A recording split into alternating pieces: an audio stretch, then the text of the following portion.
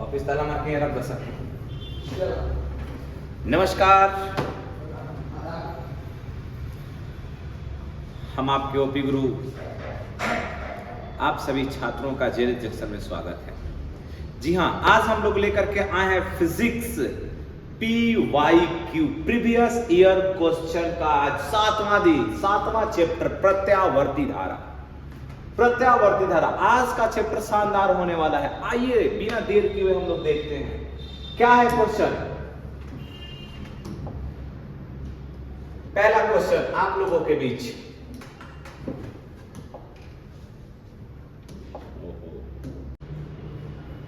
आइए पहला क्वेश्चन हम लोग देखते हैं।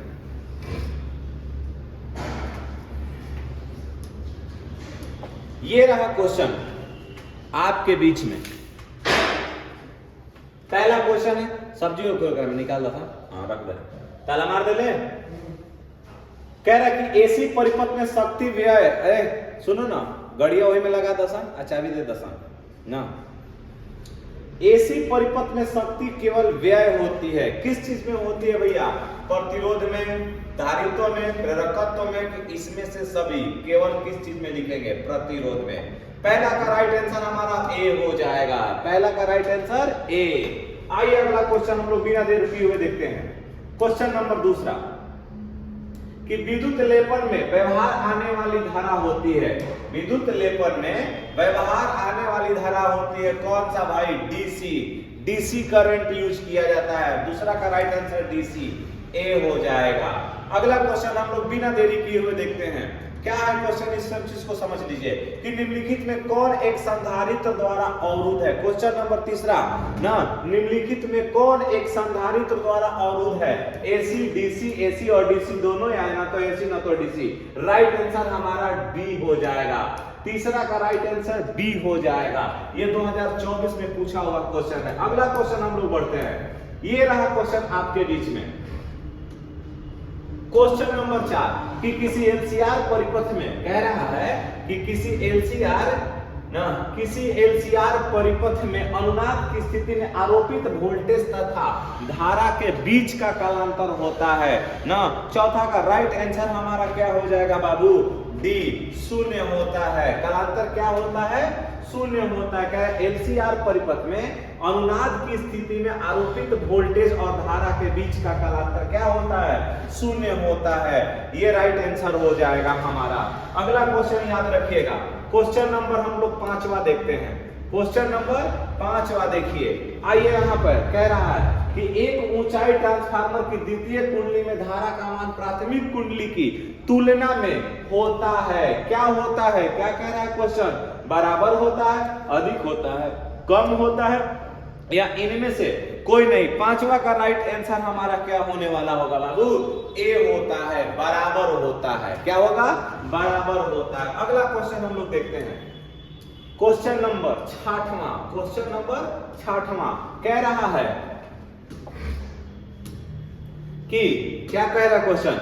कि केवल धारिता युक्त प्रत्यावर्ती धारा परिपथ में धारा एवं वोल्टेज के बीच का जो कालांतर का मान होता है वह कितना होता है? तो क्वेश्चन आंसर हो जाएगा 90 डिग्री। कितना होता है? 90 डिग्री। आंसर होगा 90 डिग्री। अगला यहां पर समझिएगा, अगला क्वेश्चन ये रहा है आपके बीच में।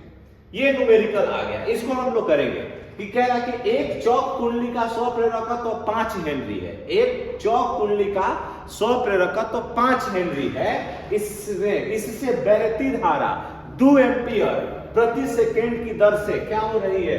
बढ़ रही है। चौक कुंडली का प्रेरित विद्युत वाहक बल होगा। क्या होगा? आइए यहां पर क्वेश्चन आता है। तो E बराबर हम लोग जानते हैं A minus L DI upon कितना? DT। अच्छा यहां देखिए ना, अब यहां पर हमको E का वैल्यू निकालना है। तो E बराबर माइनस एल के जगह पर हम लोग क्या रख देंगे? 5 रखेंगे। DI अपॉन DT के जगह पर क्या दिया हुआ है? 2 से जब गुणा कीजिएगा तो क्या आंसर होने वाला है? -10 वोल्ट। इसमें तो दिया नहीं है, ये एक हम लोग ऑप्शन इसमें लगा लेते हैं, तो इसका राइट आंसर हमारा क्या होगा? -10 वोल्ट ना बनेगा। क्योंकि याद रखिएगा E बराबर जो मान होता है क्या होता है? -L और DI अपॉन कितना? DT। ये L प्रेरकत्व है। अगला क्वेश्चन हम लोग देखते हैं, क्वेश्चन नंबर 8।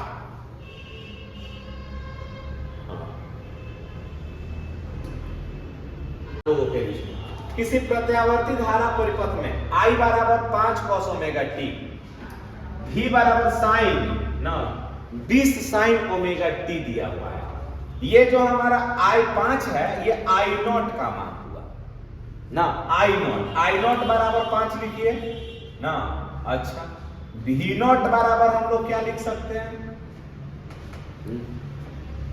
अच्छा बैठिए ना, आइए ना। अच्छा V0 बराबर हम लोग 200 लिख लेते हैं। बैठिएगा ऑफिस में, आइए। हाँ अगला क्वेश्चन हम लोग देखते हैं। अब यहां पर हम लोग वैल्यू क्या लिखेंगे? अब यहां पर एक P एवरेज बराबर क्या फॉर्मूला होता है? V0 अपॉन ना, अच्छा V0 इंटू, अच्छा ये क्वेश्चन होता है। अच्छा P एवरेज बराबर जब हम लोग मान निकालेंगे IRMS ना, I into VRMS, I into value होता है cos phi, यही ना होता है। हमको कालांतर चाहिए होगा, तो अब जब एक मान दिया है cos ओमेगा t है, इसको आप चेंज कीजिएगा तो मान क्या निकलेगा कि cos 90 डिग्री माइनस कितना हो जाएगा ओमेगा t, और परिपथ कौन सा है ना। तो अब जब यहां पर ध्यान से समझिएगा कि जो हमारा I और V होगा, इन दोनों के बीच का कालांतर कितना डिग्री होता है? 90 डिग्री। फाइवा के जगहिया पर जब आप मान रखिएगा ना VRMS, cos phi के जगह पर हम क्या रखेंगे? cos 90 degree. तो cos 90 डिग्री का मान 0 हो जाएगा, और जब 0 में सबका मल्टीप्लाई करिएगा तो क्या हो जाएगा? तो P औसत शक्ति का वैल्यू क्या हो जाएगा? 0। 8वां का राइट आंसर है कि ट्रांसफार्मर में विद्युत ऊर्जा का ऊष्मा का रूपांतरण को कहा जाता है। क्वेश्चन नंबर 8 ना, ध्यान से, ट्रांसफार्मर में विद्युत ऊर्जा के ऊष्मा का रूपांतरण क्या कहा जाता है? अच्छा किसमें होता है? ध्यान से समझिएगा, ऊष्मा का रूपांतरण। क्वेश्चन नंबर 8 का ना, इनमें से कोई नहीं होगा। 9वां का राइट आंसर। अगला क्वेश्चन हम लोग देखते हैं, प्रतिबाधा ना, प्रतिबाधा का मात्रक होता है। प्रतिबाधा मैंने आपको बताया था कि प्रतिबाधा, प्रतिघात और प्रतिरोध, इन सब का मात्रक एक ही होता है जिसका नाम है ओम। राइट आंसर हमारा क्या हो जाएगा? 10वां का राइट आंसर सी होगा। अगला क्वेश्चन देखिए, ये रहा अगला क्वेश्चन आप लोगों के बीच में। कह रहा कि हेनरी किसका मात्रक है? हेनरी, तो देखिए स्व प्रेरक, अन्योन्य प्रेरक, अन्योन्य प्रेरक, इन दोनों का मात्रक एक ही होता है, और क्या होता है वो? हेनरी। क्या हो जाएगा इसमें? प्रेरकत्व का मात्रक क्या हो जाएगा? हेनरी। क्वेश्चन नंबर 11 का राइट आंसर हमारा बी होगा। अगला क्वेश्चन देखिए, कह रहा है कि गैल्वेनोमीटर को वोल्ट मीटर, क्या कह रहा है कि गैल्वेनोमीटर को वोल्ट मीटर बनाने में जरूरत होता है। किसकी जरूरत होती है? Question number 13। क्वेश्चन नंबर 13, उच्च प्रतिरोध संधारित्र का या निम्न प्रतिरोध का या प्रेरण कुंडली का। तो गैल्वेनोमीटर को वोल्ट मीटर में बनाने की जरूरत होती है किसकी? निम्न प्रतिरोध का। यह क्वेश्चन 2017 में पूछा हुआ है। राइट आंसर हमारा सी। अगला क्वेश्चन की ओर हम लोग बढ़ते हैं। देखिए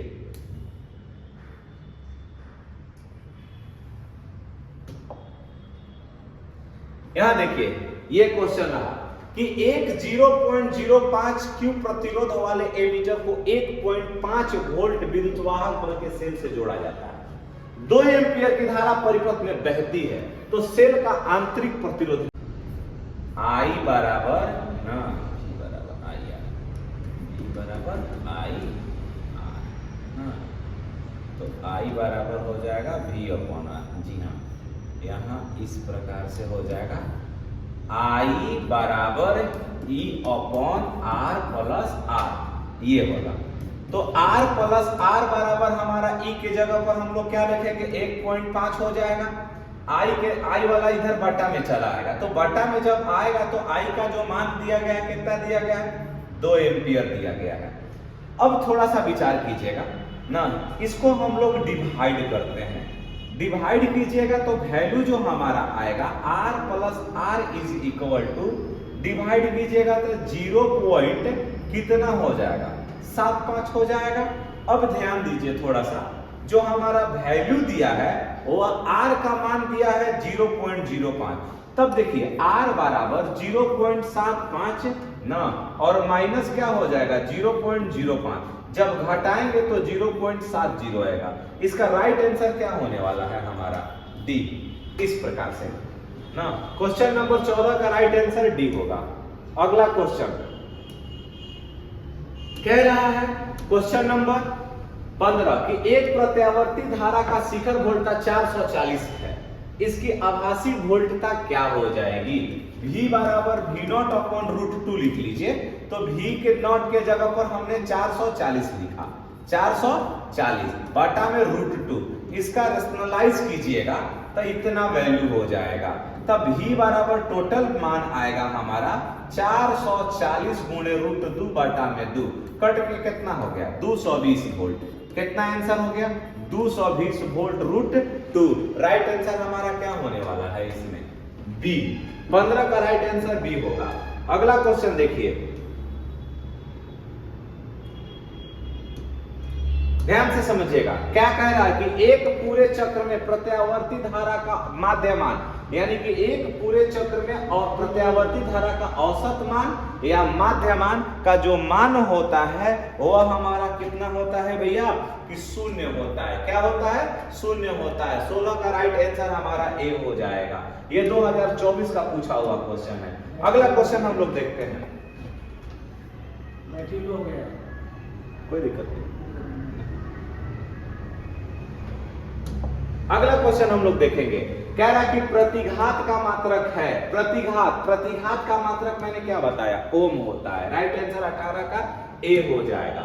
अगला क्वेश्चन थोड़ा सा देखिए, कह रहा है कि जब देखिए अगला क्वेश्चन है हमारा क्वेश्चन नंबर 19, क्वेश्चन नंबर 19 कि तप्त तार एमीटर मापता है, तो प्रत्यावर्ती धारा का ना, प्रत्यावर्ती धारा का उच्चतम मान, औसत मान यानी मूल औसत ना क्या हो जाएगा वर्ग मान, ये हमारा राइट आंसर होगा।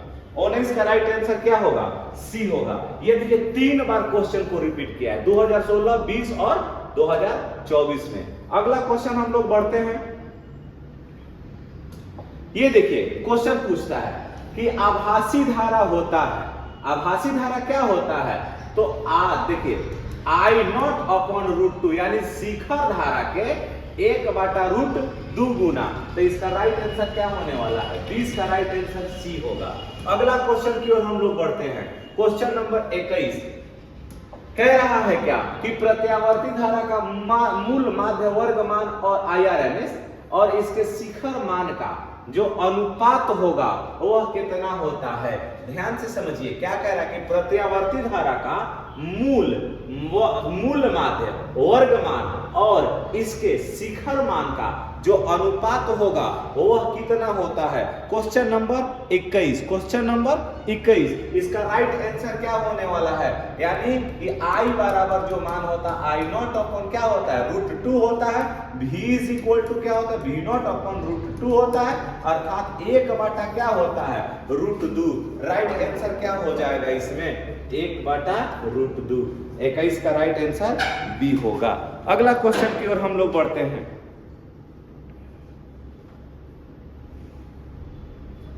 आइए क्वेश्चन देखते हैं थोड़ा सा। हाँ, क्वेश्चन नंबर 22 कह रहा है कि यांत्रिक ऊर्जा को विद्युत ऊर्जा में बदलने वाला, यांत्रिक ऊर्जा को विद्युत ऊर्जा में ना बदलने वाले यंत्र को क्या कहते हैं, डायनेमो कहते हैं। क्या कहते हैं डायनेमो कहते हैं। याद रखिएगा कि यांत्रिक ऊर्जा ना, अब यहां क्वेश्चन पूछता है कि विद्युत, सुनिए ध्यान से समझिएगा कि विद्युत मोटर जो होता है, विद्युत मोटर ना जो मोटर होता है वह विद्युत ऊर्जा को किसमें कन्वर्ट करता है, यांत्रिक ऊर्जा में। किसमें? यांत्रिक ऊर्जा में। और जो डायनेमो होता है, क्या होता है? डायनेमो ना, डायनेमो जो होता है वह यांत्रिक ऊर्जा को, जब मशीन चलता है तो हमें लाइन मिलता है, तो यांत्रिक ऊर्जा को किसमें कन्वर्ट करता है भैया? विद्युत ऊर्जा में। इसका राइट आंसर क्या होगा? यांत्रिक ऊर्जा को विद्युत ऊर्जा में बदलता कौन है? डायनेमो। Right answer C. अगला क्वेश्चन हम लोग बढ़ते हैं। 22 का राइट आंसर सी है। 19 में पूछा हुआ ये क्वेश्चन है। अगला क्वेश्चन, क्वेश्चन नंबर 23 क्या कह रहा है? ये देखिए क्वेश्चन 2021 का पूछा हुआ क्वेश्चन है, ये आप लोगों के बीच में। अच्छा लगेगा तो चैनल को सब्सक्राइब कीजिएगा। ट्रांसफार्मर एक युक्ति है, क्वेश्चन है ट्रांसफार्मर एक युक्ति है। क्वेश्चन नंबर 23, क्वेश्चन नंबर 23 ना, किस प्रकार का है? कि एसी वोल्टता बढ़ाने या घटाने के लिए। सही बात है ना। हमें अगर मान लेते हैं कि जब मशीन चलता है तो हमें जनरेटर से क्या मिलता है? ट्रांसफार्मर से क्या मिलता है? किसको? तो एसी, जिस जो मतलब एसी, सुनिए, जो उपकरण एसी वाला होता है उसमें ट्रांसफार्मर लगा रहता है। क्या लगा रहता है? ट्रांसफार्मर। और ट्रांसफार्मर का काम क्या है? कि प्रत्यावर्ती धारा को बढ़ाना या प्रत्यावर्ती धारा को घटाना। जब आप लोग के घर में स्टेबलाइजर होता है, अगर लाइन डिम होता है तो उसको हम लोग बढ़ाते हैं, या जब लाइन अप ज्यादा हो जाता है उसको हम लोग कम करते हैं। तो अर्थात एसी वोल्टता बढ़ाने या घटाने के लिए इसका उपयोग किया जाता है। 23 का राइट आंसर डी होगा। अगला क्वेश्चन की ओर हम लोग बढ़ते हैं। 24, आइए, ये रहा क्वेश्चन आप लोगों के बीच में। बहुत तगड़ा क्वेश्चन है, 3 बार पूछा हुआ, 15, 17 और 24 में, कि एक प्रत्यावर्ती विद्युत धारा का समीकरण I बराबर इतना 100 पाई है ना, 100 पाई t से निरूपित होता है। तो विद्युत धारा की आवृत्ति, ध्यान से समझिएगा, F बराबर क्या होता है? 2 पाई t है ना, 2 पाई क्या है? 2 पाई, यहां 2 पाई t है, 2 पाई t है। अब समझिएगा थोड़ा सा, तो यहां से अगर हम लोग उठाते हैं ना, वैल्यू हमारा f के जगह पर क्या दिया हुआ है? 2 पाई t के जगह पर ना कितना दिया हुआ है भाई? 100 पाई। क्या दिया हुआ है? 100 ना, into क्या हो जाएगा? t। इसका राइट आंसर क्या होने वाला है? 24 का राइट आंसर, 24 का राइट आंसर। अब यहां पर देख लीजिए थोड़ा सा, एक मिनट। हाँ, 2 pi t is equal to f होता है। f इज इक्वल टू हमारा जो वैल्यू दिया है c दिया है।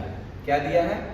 c ना, अपॉन 2, 100 पाई 2 इंटू t। अब ध्यान से समझिएगा, पाई से पाई कैंसिल होगा, 2 से डिवाइड कीजिएगा, कितना हुआ? 50। इसका राइट आंसर क्या होने वाला है?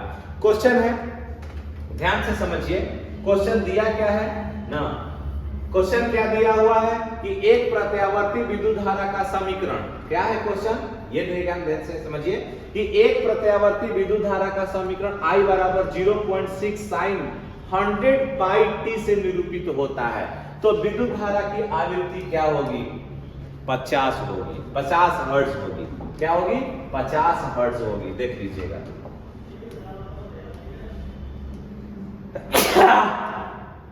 सॉरी आज सर्दी भी हो गई है। अगला क्वेश्चन हम लोग बढ़ते हैं, क्वेश्चन नंबर 25। क्वेश्चन नंबर 25 कह रहा है कि अपचाई ट्रांसफार्मर में कौन सी राशि घटती है? तो वोल्टेज घटती है, वोल्टेज घटती है। अगला क्वेश्चन यहां देखिएगा, क्वेश्चन नंबर क्या हो जाएगा? क्वेश्चन नंबर 26, 2019 का पूछा हुआ क्वेश्चन है, 2019 का पूछा हुआ क्वेश्चन है।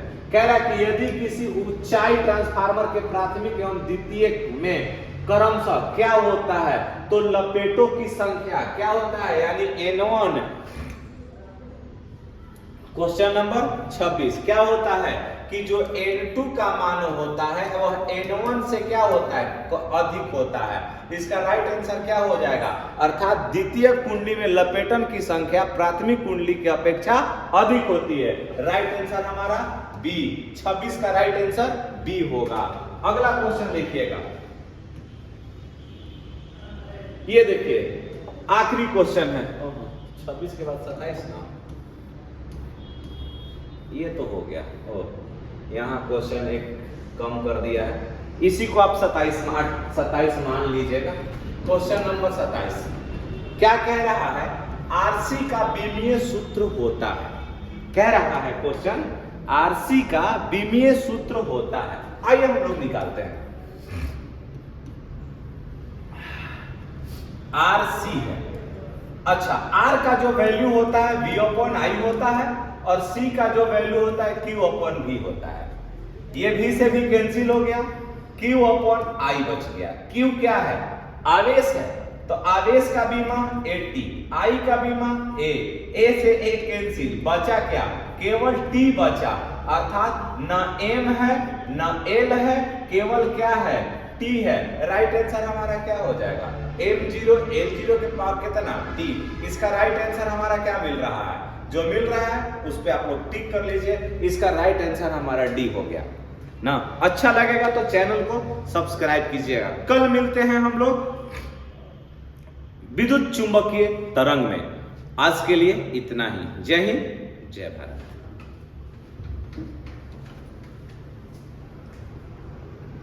बड़ी में